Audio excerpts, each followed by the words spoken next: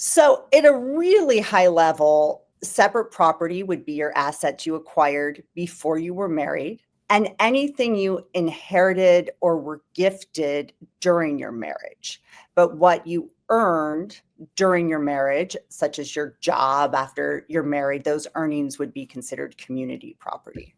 Right. Okay. And also, I guess it's important to point out, I'm not sure how this is going to come up in our conversation, but when you have separate property, the income, what that separate property generates is also separate property. Right. Okay. So that's the law, but couples can rewrite that law for themselves if they think that that's a good thing to do. Right?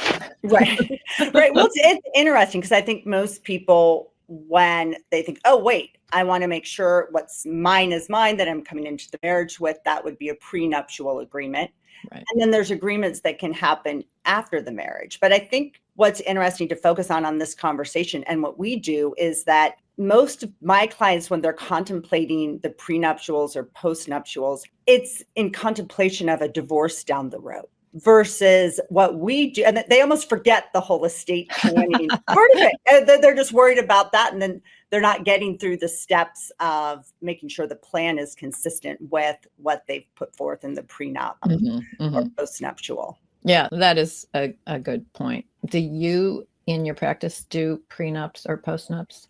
Very rarely. I think when a client comes to us to do estate planning, we would have them sign a conflict of interest waiver to do their estate plan as a married couple. And in my opinion, the prenups and postnups, the individuals signing them should have independent counsel. Every once in a while, we'll get involved in maybe something after they're married that was separate property, transferring it to community property. But in general, for a formal prenuptial agreement, postnuptial agreement, we would refer them to counsel, and then they'd come back to us with that agreement in place. Yeah, we handle it pretty much the same. I do not do postnuptial agreements. I don't do prenuptial agreements. We refer them to a family law attorney who's familiar with, because those agreements require very specific formalities. Otherwise, they are not, legally enforceable.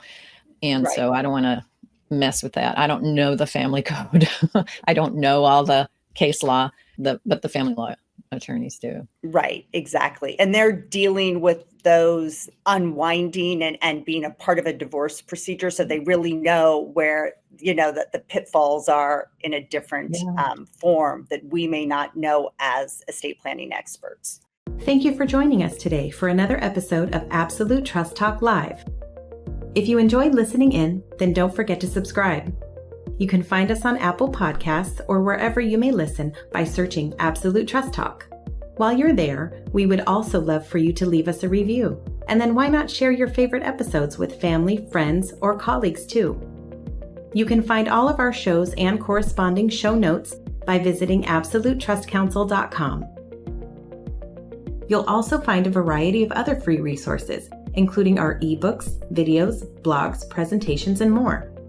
If you need help with your estate planning or administration, we also offer a free discovery call to help get the process started. You can find more information on booking your session by visiting absolutetrustcounsel.com/scheduling. Don't forget to keep an eye out for our next live episode. If you join us for the broadcast, you can submit questions during the show. But if not, don't worry. You can always get in touch with us by sending a quick message to info@absolutetrustcounsel.com. Thanks again for listening. We'll see you soon.